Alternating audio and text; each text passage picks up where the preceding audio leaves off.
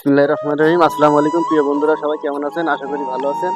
আমি আজকে যেখানে আইছি, এই যে আমার পিছনে এইখানে আপনার একটি তিনতলা ফাউন্ডেশনের ঘর হবে।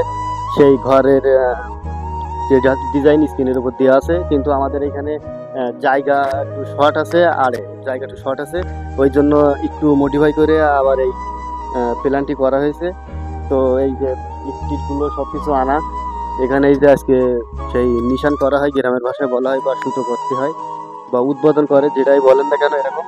আর এই যে আমার হাতে যে কাগজগুলো দেখছেন, এই কাগজে হিসাব আছে। মনে করেন মোট হিসাব সহ, আপনার ভিটির হিসাব, ভিটির উপরের হিসাব, ছাদের হিসাব, বা এই যে মোট হিসাব সহ। তো এখানে প্রায় আপনার মোটে হিসাব প্রতিটা পয়েন্টে তো বলা সম্ভব না, ভিডিওটি লং হয়ে যাচ্ছে। তো মনে করেন যে এখানে মোট ইট 27,000 ইট লাগবে। মোট সিমেন্টের কাজ রয়েছে 200 ব্যাগ। মোট বালু আপনার 1000 ফুট, লাল বালু 200 ফুট। 10 মিলি রড রয়েছে আপনার 245 পিস, মানে পিসের হিসাব এটা।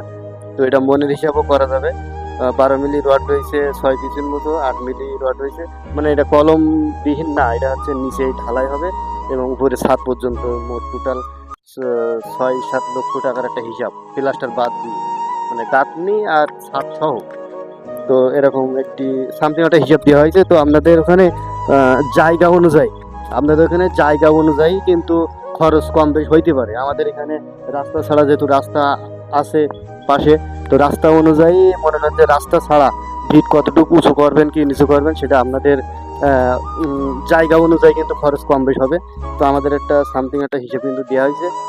তো সবাই ভিডিওটি দেখার জন্য অসংখ্য অসংখ্য ধন্যবাদ। ভালোবেসে পাশে থাকবেন, সবসময় সাপোর্ট দেবেন।